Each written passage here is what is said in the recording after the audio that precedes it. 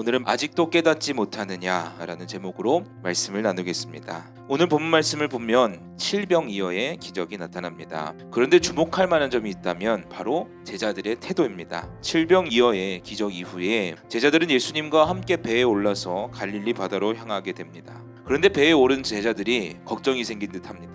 무슨 문제인가 하니 먹을 것을 챙기지 않았던 상황입니다. 그래서 제자들은 배고픔에 그 마음을 빼앗기기 시작합니다. 답답하셨던 예수님 말씀하십니다. 바리새인들의 누룩과 헤롯의 누룩을 주의해라. 예수님이 대뜸 누룩 이야기를 하십니다. 제자들은 예수님의 말씀을 듣고 다시 수근거리기 시작합니다.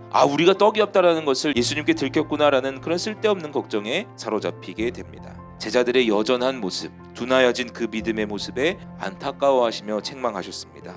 그래서 오늘의 말씀에 이렇게 나와 있습니다. 아직도 깨닫지 못하느냐 하시더라. 제자들이 두 눈으로 똑똑히 보았던 그 오병이어와 칠병이어의 기적을 통해서 예수님이 어떤 교훈을 주셨습니까? 바로 예수님이 함께 하시면 문제가 아니라는 교훈입니다. 그런데도 여전히 제자들은 걱정했습니다. 엄청난 기적을 체험하고도 예수님을 눈앞에 두고도 여전히 그 현실의 문제 하나 극복하지 못했습니다. 제자들의 모습을 보자 하면 참 답답하기도 하고 또 바보같이 느껴질 때도 있습니다. 그런데 사실 우리의 모습입니다. 절박한 상황에 우리가 간절히 기도했을 때 하나님이 응답해 주셨을 때가 있습니다. 나의 기도에 응답하신 하나님께 감격하고 감사했을 때가 있습니다. 게다가 어떤 기적과 어떤 응답보다도 더 가장 중요한 것은 내가 예수님을 믿어 하나님의 자녀가 됐다는 사실입니다. 그러나 시간이 흐르고 흐를수록 다시 어려움이 닥치고 현실의 벽에 부딪히면 다시 걱정합니다. 그런 우리에게도 예수님 말씀하십니다. 아직도 깨닫지 못하느냐.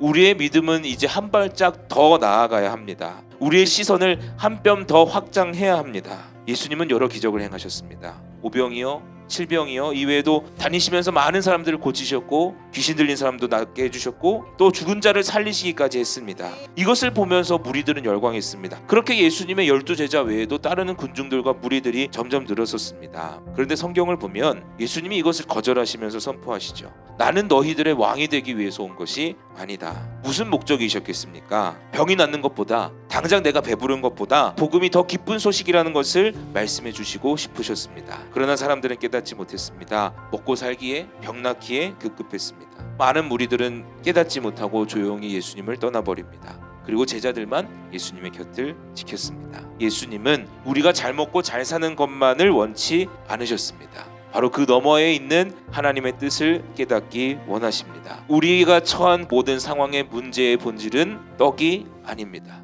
바로 우리의 연약한 믿음이 문제입니다. 하박국 선지자가 고백했던 것처럼 아무것도 없을지라도 나를 구원하신 그 주님 한 분만으로 기뻐할 수 있음을 깨달아야 될 줄로 믿습니다. 바라기는 어려웠고 막막한 현실 앞에서 문제의 해결만을 구하는 것이 아니라 그 너머에 있는 하나님의 뜻을 구하며 깊은 진리와 은혜를 깨닫는 저와 여러분이 될 수 있기를 간절히 소망합니다.